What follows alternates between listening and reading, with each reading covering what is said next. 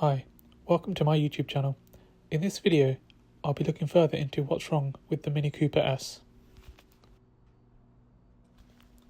In the last video you would have seen that the sunroof doesn't close, so I've had to put this car cover on, especially because of the on and off rain we've been having recently.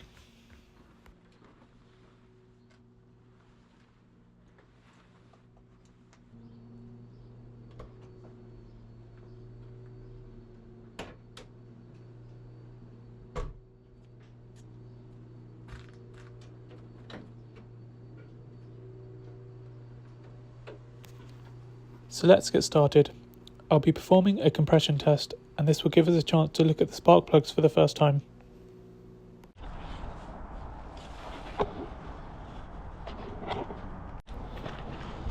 I'll start by removing the fuel pump fuse, which is number 20. This is located in the driver's side footwell. Using a screwdriver, you can pull off the cover to show the fuses. Behind the cover, there's a diagram to show what each fuse is for.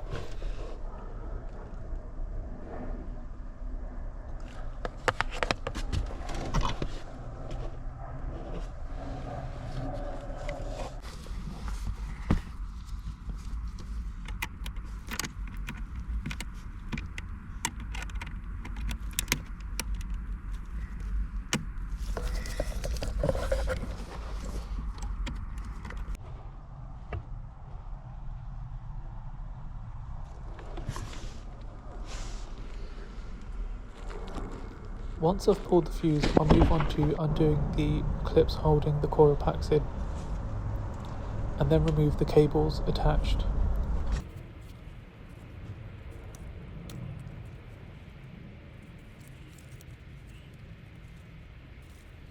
There looks like there's a bit of oil or grease on the ends of these, but I don't think they're affecting anything.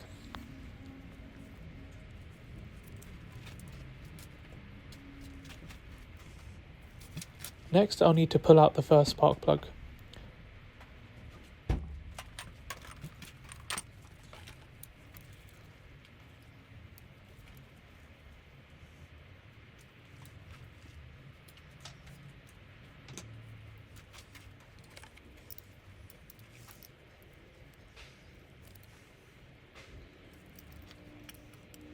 I'll use this deep 14mm socket.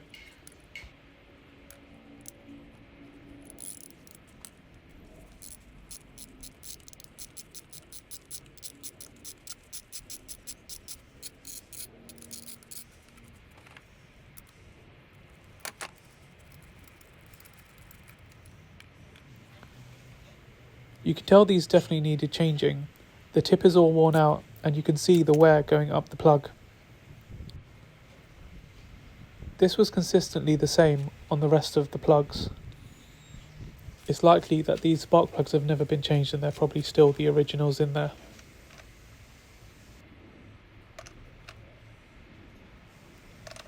Now onto the compression test.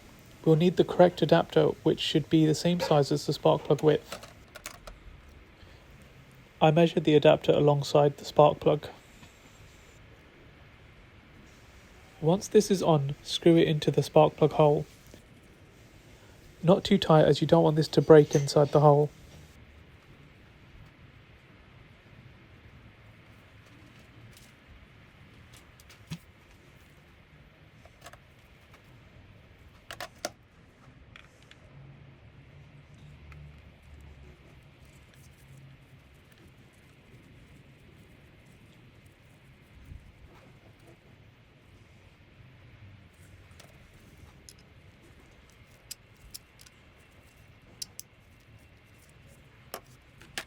With the gauge connected, I'll turn over the engine a few times and we can see what results we get.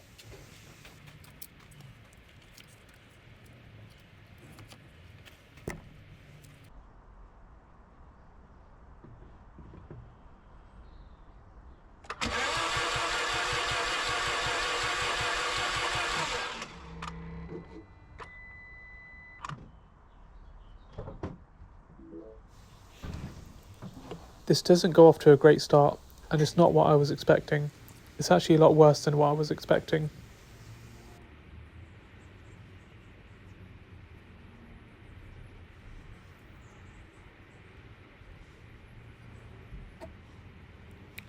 As we continue with the test, you'll see just how bad it is.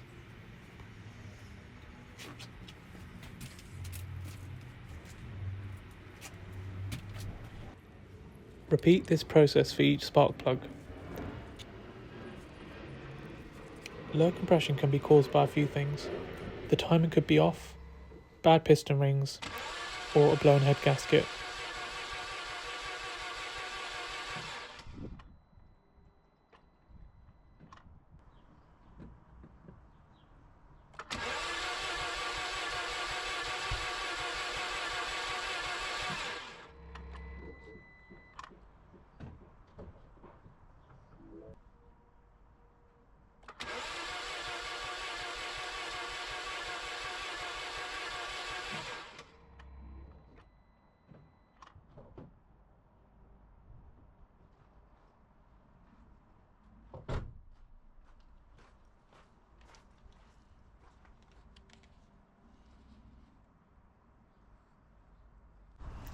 I attempted to do a leak down test with a small compressor I have.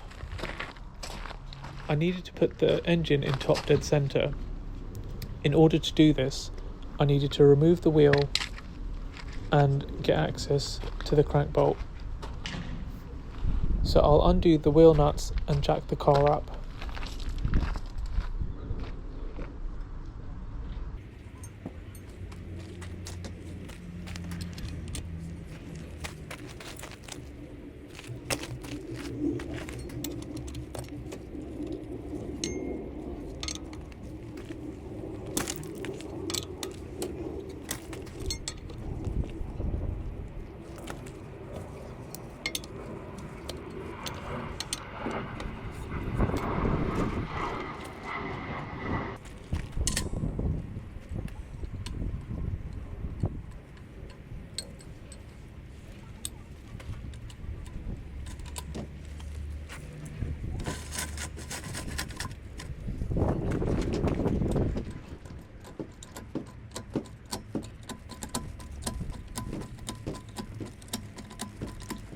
What I didn't expect here was one whole side of the car lifts up from the ground. I had to go back and check I wasn't doing anything wrong, but apparently this is quite normal for a Mini Cooper.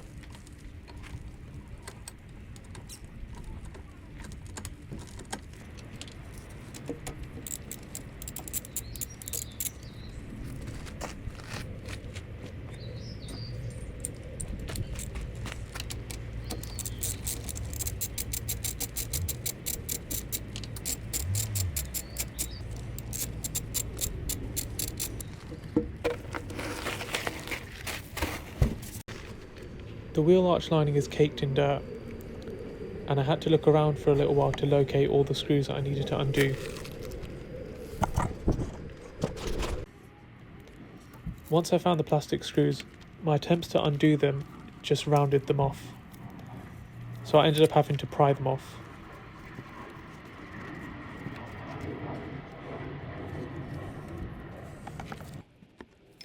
With a little persuasion, I got them out.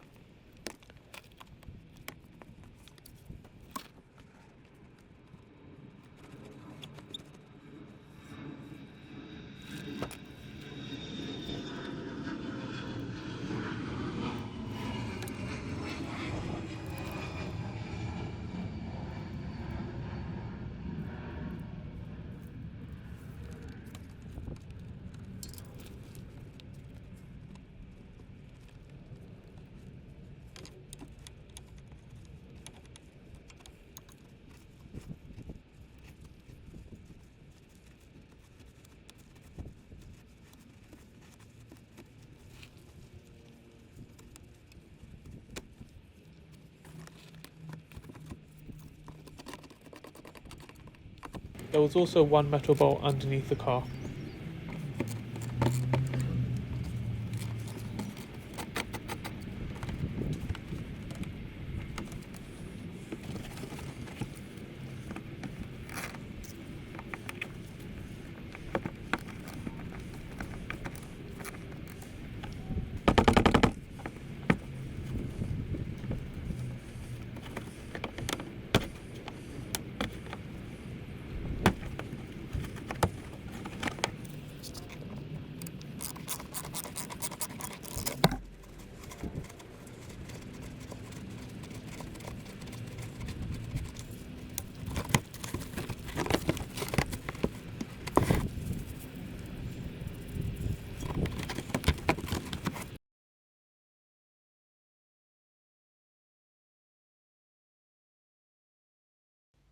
Once I removed a few of the screws, I managed to get access to the crank bolt, as you can see here.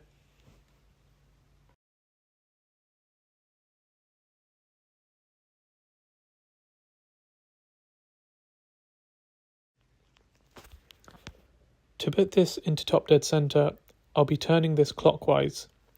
Make sure not to turn it anti-clockwise, as you could disrupt the timing. I used a long drill bit in cylinder 1. This would help me find top dead center. When you see the drill bit, or you can also use a screwdriver, at the highest point of its travel, this should be top dead center.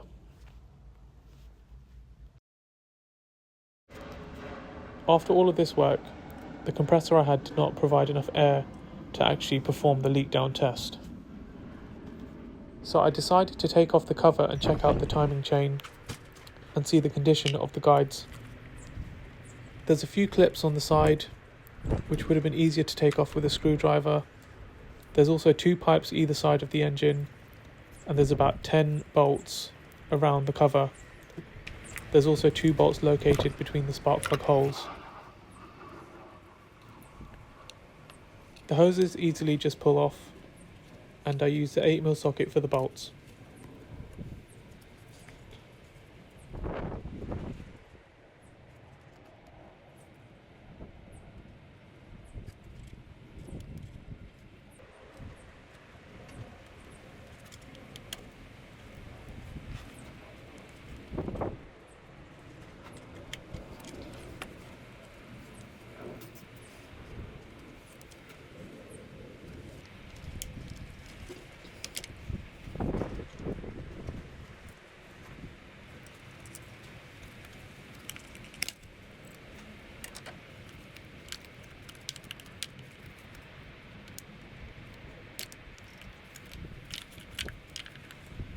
There's also a bolt which is some kind of grounding point for the cables.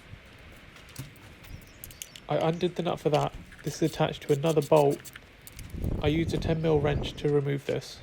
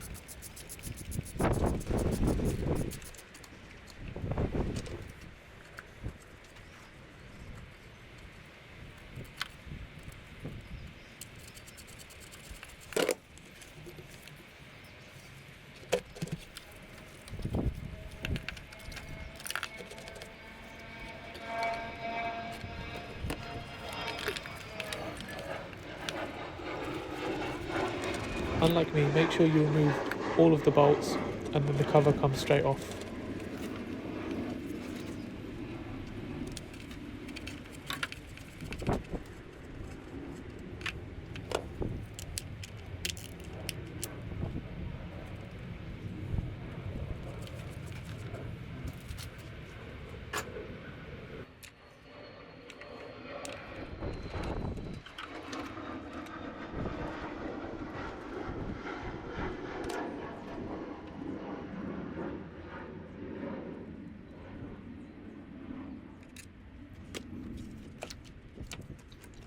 After removing the cover, I realised I didn't actually have the engine at top dead centre. But the timing chain and guides all looked in good condition.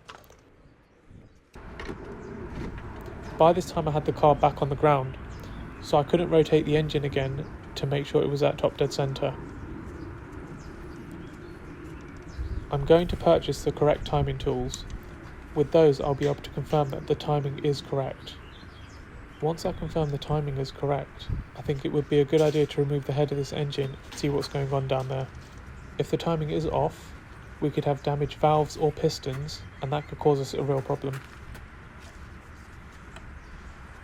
Subscribe if you'd like to see the next part, where I'll most likely begin to take the engine apart.